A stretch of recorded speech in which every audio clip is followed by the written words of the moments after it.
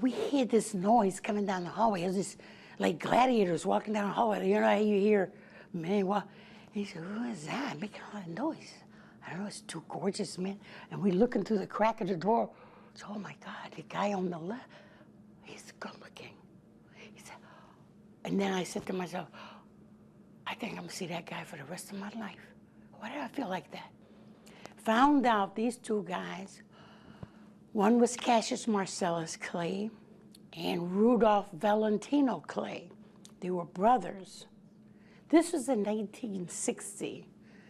Cassius Marcellus Clay had just won the gold medal in Rome, Italy for the United States, representing boxing for the United States of America. He gets up and he says, all I could remember, I don't know what he talked about, I didn't get all of it, but I got one thing that I'll never forget. He says, I'm gonna be the heavyweight champion of the world before I'm 21, so get your autographs now, because I'm gonna be famous. And he comes up to me. He comes up to me. He does this. He does this. He said, here, little girl, this is my name. I'm gonna be famous. You need to keep that because it's gonna be worth a lot of money. And I grabbed it like this. Cassius Marcellus, that's your name? He said, yes.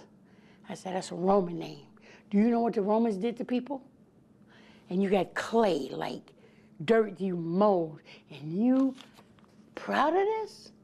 He said, I thought I was. He said, let me tell you what you do with this name, brother. You take this name. Do you have a name of respect? Do you have a name of honor?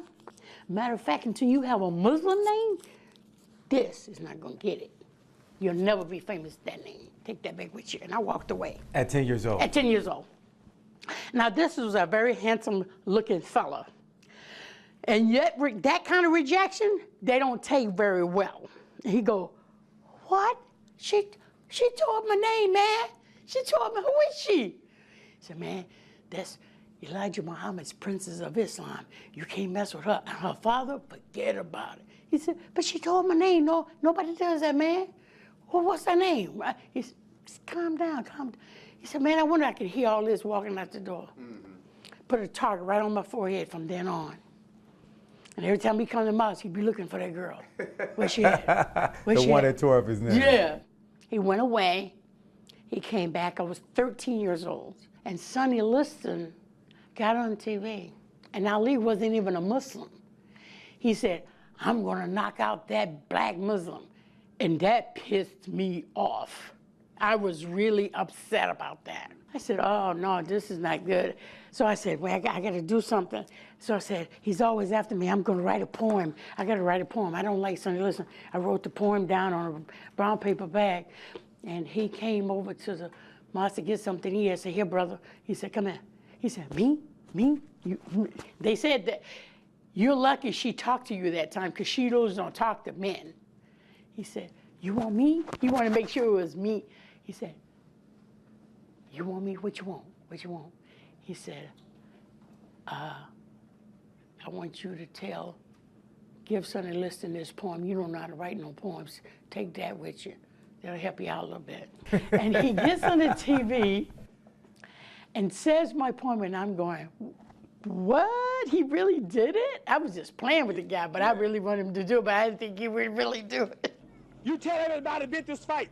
And if you want to lose your money, then bet on Sonny. Hold up. So did you help him come up with some of these quick Thriller little... in Manila is mine. That's you. Yeah, because I was getting ready to go fight his girlfriend over there, and I said, it's going to be a thriller in Manila. He said, it's going to be a thriller in Manila. I said, yeah. He went and I had got this little gorilla monkey, and he grabbed my monkey and got him and said, it's going to be a thriller in Manila. I said, are you going to always steal my stuff? Go back to when you guys fell in love, when you got married. I graduated in 1966 at 16, valedictorian.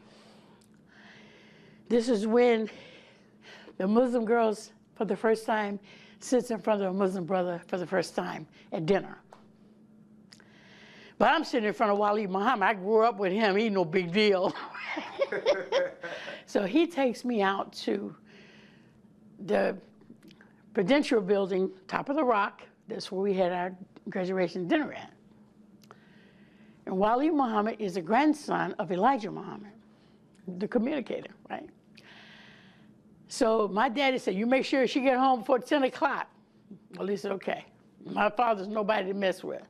Wally want to drive me around here, drive me around. I said, man, I got to go to Blue Island.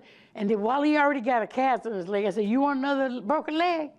You better get me home. So he finally said, okay, I'm going to drive you home.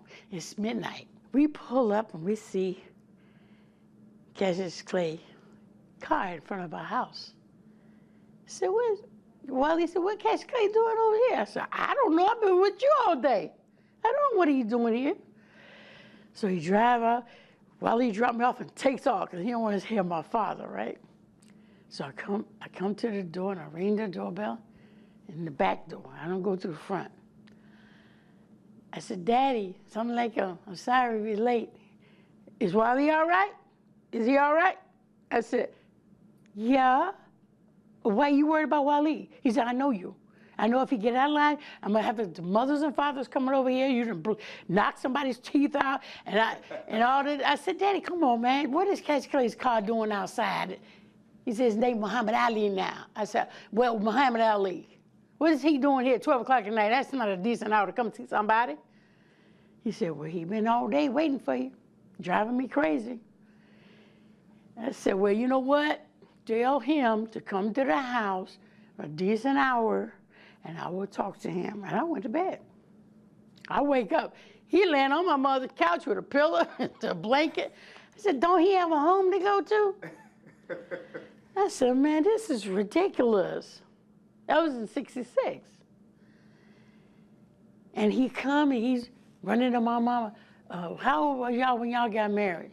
And she was going on and on. I said, what is he talking about their business?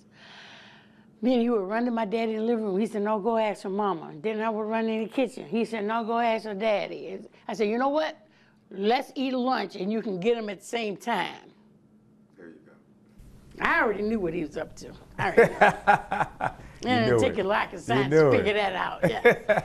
But my problem at this point is, if anybody, remember I said if anybody asked me to marry, I'm going to say no? I was going to say no. That was one question he should never ask me. When Clay came in there, he goes, you're going to be my wife. I said, no, that's a different approach. I accept that. Yeah. I had to say yeah, you no. have to say yes or no, right? And I was nervous. My stomach was trembling. My knees were shaking. And I'm going, oh, my goodness. This man's asked me to marry him. Oh, my God. I said, I need to help this brother because he had bad shape. If he, you know, since that other wife didn't work out, it's time for me to step in because he needs some education. At least he becoming a Muslim. That's good. I said, I need to help this brother. It's my turn now. I'm just going to go ahead and help him. So I figured I'd go ahead and marry him.